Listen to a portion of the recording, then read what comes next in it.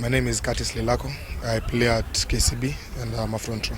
As I joined KCB in 2009, but I started playing rugby in high school in 2004. I was in Musingo High School. Yeah, so that's when my rugby career, I'd say that's where it began. Initially, it didn't start with a passion. I think at that time, there were a couple of fourth formers who said, there was one who actually recognized me from our estate. And he was just like, I think I know you from somewhere. You should come to the pitch. So it was a bit of pull and push. But eventually I just got my footing in and I started as a form one. Yeah. And how's that journey been? Wow, yeah, it has been great. I'd say it's been great so far. Of course, there are a couple of those days where you're like, why did I choose the sport and everything? But I think I've just stuck to the guns and even playing around very many people and getting to know different people along the way. I'd say it has been something that I can never want to take back. Yeah. Tell us some of the achievements that you've had while playing this game. I said, it's been a good road. So maybe I'd start. I think something that I thought would be one of my greatest achievements was actually playing in the Junior Rugby Trophy in 2009. I think it's only 2 Chipu squads that have actually played, and the current Chipu squad that won it this year. So there have only been 2 squads under 20 who have played in the JWRT. And I'd say it was a really good one for me because I was amongst the first team, actually under 20, to play in it. After that, I think I joined the senior side in 2010.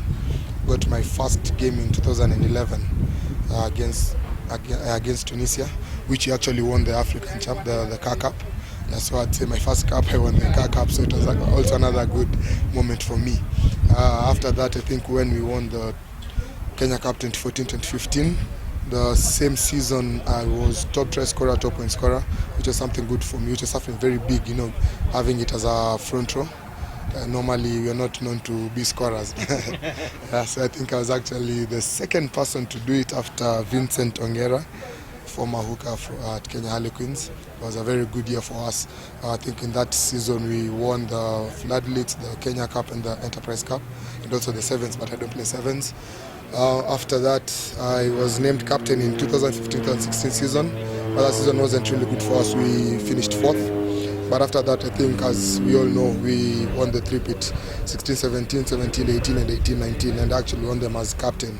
So I'd say those are one of the key moments in my career.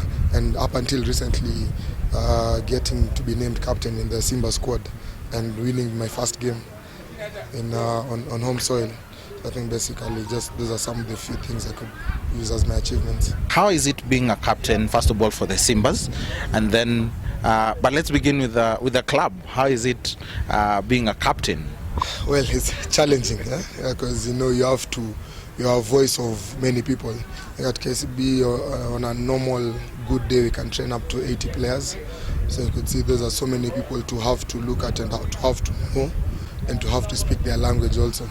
Yeah, so it's very challenging, but at the same time it's very fulfilling because getting to be at a place where you can tell people something and they actually listen, or they have an issue and they can be free to come and talk to you. So there are times where it's challenging, but it's very fulfilling, even as a person, to know that you're able to be in a position to help someone. Would have been Derek Amala, former KCB captain, I think was also former Kenya captain. Coming to the club, I didn't know him personally. I just had stories about him because when I joined KCB, he was still in France. Yeah, but once he came, he came and I'd had very many stories about him. He was a no-nonsense captain, he was a no-nonsense player, and I actually saw it and I actually got to play with him. He gave me my first try on this pitch. Yeah, so I can't forget him. And I've been in contact with him even after he stopped playing, because I get so much from him. But other than that, Paul Murunga, Edwin Alubaka, Vincent Ongera, Brian Nyikuli, even when he's still playing, Dennis Mwanja, those are guys I've really looked up to, in terms of how they love the game and how they dedicated their time to it. Internationally, there's so many. But I look at a couple of front rows. I have Owen Franks in New Zealand, Sekou Pekepu in Australia, just but to name a few. What is it you'll tell that young man who wants to play this game and join this very great club? Well, if you've chose the sport, don't leave it. If you ever dreamt about it, don't leave it. I'd say it's the best sport to ever play. And I think I've been told many times, if you dream it, you can achieve it. If it's something that you feel you can do it, you can definitely do it. We'll currently have a new coach in Paul Odera, and there's a plan that he has come up with. Maybe there are people who are not for it, there are people who are for it. But I'd say what has come, the structure that he wants to come up with now, maybe it's something different than I've seen before. You want to start building early, so you want to start getting the combinations as early as possible. And I think it will reach a point where it's open for all. So it's just up to you as an individual. When you're given the chance, what will you do with the chance? And I think, again, we still have hope for this coming campaign. And if what has been said in the Rugby Afrique website is true, the qualification starts as early as next year. Yeah, so whatever you're starting this early is something that, like I was telling the team and I've told people before, you have to create the faith. So as a team and as the management, you have to create the faith to the people that you're actually going to do it. And it's a very open and clear plan. And if we managed the 2014 on and last year, always finishing second, I think the 2014 on we missed it by a point. So it shows us that we are somewhere where we can actually do it. The only biggest hurdle we've had in the past couple of years is Namibia. And with the under-20 beating them this year, it shows that if we really want it, we can do it. And I believe this time around we want it a lot.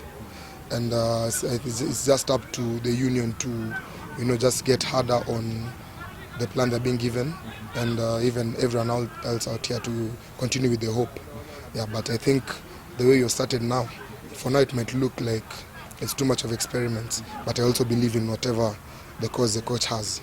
Yeah, so I'd say it's a bright journey, but it just starts now. Yeah. Oh, that's a tough one. If you had the chance, maybe American football.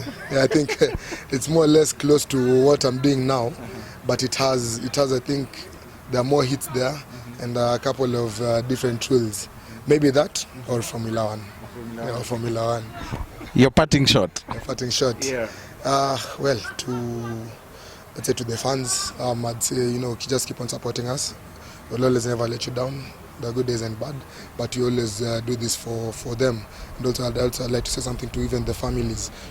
Just to say thank you for always giving us the support, because some of us, especially when you're younger in high school, our folks are very against us playing the sport.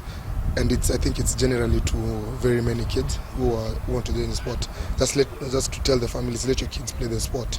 Injuries are not, we don't plan for them, and it's not only rugby players who get injured. Guys who have never played a sport, and sadly they might be in hospital or they might have had an injury before. So let your kids play sports. Let them do something more than just read, because even spiritual, even the body strength is as good as even just the mental knowledge. Yeah.